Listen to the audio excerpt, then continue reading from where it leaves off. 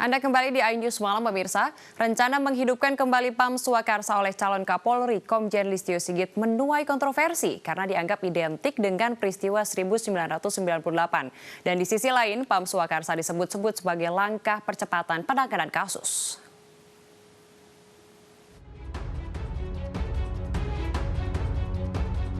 PAM Swakarsa akan dihidupkan kembali oleh calon tunggal Kapolri Komjen Pol Listio Sigit Prabowo. Hal ini disampaikan dalam uji kelayakan dan kepatutan calon Kapolri di Komisi 3 DPR RI. Menurut Listio, peran PAM Swakarsa nantinya akan tersambung dengan teknologi informasi yang akan mempermudah penyampaian suatu informasi dari tingkat paling bawah kepada anggota polisi terdekat untuk bisa merespon cepat. Ke depan tentunya PAM Swakarsa harus lebih diperan aktifkan dalam mewujudkan Harkamtimas. Jadi kita hidupkan kembali dan tentunya kita integrasikan dengan perkembangan teknologi informasi dan fasilitas yang ada di Polri, sehingga kemudian bagaimana PAM Swakarsa ini bisa tersambung ataupun terkonek dengan petugas-petugas kepolisian. Sebelumnya pada September 2020 lalu, Komisi 3 DPR RI menggelar rapat kerja bersama Kapolri Jenderal Idham Aziz. Dalam rapat, sejumlah anggota Komisi 3 mempertanyakan soal PAM Swakarsa yang dinilai bisa menimbulkan trauma. Menurut anggota Komisi 3 DPR RI, diksi PAM Swakarsa dinilai terlalu identik dengan peristiwa 1998. Jika PAM Swakarsa akan dihadirkan kembali, harus ada sosialisasi kepada masyarakat. Sementara anggota Komisi 3 DPR RI lainnya menyebut nama PAM Swakarsa identik dengan demonstrasi 1998. Penggantian nama pun sebaiknya dilakukan agar tidak menimbulkan trauma. Ya, pemirsa, wacana kembalinya PAM Swakarsa dikhawatirkan sejumlah pihak akan menimbulkan penyalahgunaan wewenang di tengah masyarakat. DPR dan pemerintah pun menjelaskan kembali terkait tugas dan peran PAM Swakarsa. Serta berikut kami tayangkan kembali dialog bersama sejumlah narasumber dalam program iNews Sore. Sebenarnya salah satu yang menjadi concern dari kami ataupun kekhawatirannya ialah terkait soal trauma tadi.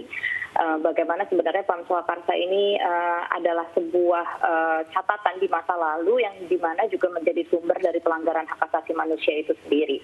Karena di tahun 98 PAM Swakarsa dibentuk itu untuk meredam kritik-kritik terhadap masyarakat dan membasmi orang-orang ataupun aktivis-aktivis pro-demokrasi. Lalu juga selain itu menunjukkan bahwa memang polisi memiliki sebuah problem terhadap pengawasan dari mekanisme PAM Swakarsa ini, di mana tidak ada self correction ataupun kemauan untuk memiliki atau untuk melakukan sebuah evaluasi di dalam internal Polri. Jika memang tujuan dari pembentukan PAM Swakarsa ini adalah untuk mempercepat penyelesaian kasus ataupun tindak pidana lainnya, tapi seharusnya berarti di sini jika memang dibutuhkan sebuah kekuatan tambahan menunjukkan bahwa sebenarnya ada sebuah ketidakberhasilan dari internal Polri dalam menangani ataupun menjadi penegak hukum itu sendiri dalam menyelesaikan kasus-kasus pidana. Yang perlu diperhatikan di sini adalah PAM Swakarsa ini bukan seperti melaksanakan tugas-tugas kepolisian yang justisial. PAM Swakarsa di sini adalah untuk membantu ya sebagian tugas kepolisian yang non justisial, salah satunya menciptakan keamanan, ketertiban dan masyarakat terkait dengan kebutuhan rasa aman masyarakat. Jadi diatur. Jadi PAM Swakarsa ini kan dengan tujuan adalah menjaga keamanan dan ketertiban di masyarakat. Jadi itu tugas pokoknya. Jadi kita juga jangan terlalu alergi dengan kata-kata ini. Akan nanti misalnya katakanlah ada dugaan atau prasangka menggebuk masyarakat. Tidak begitu, atau menggebuk tadi yang dibacakan oleh Mbak Atifa ya.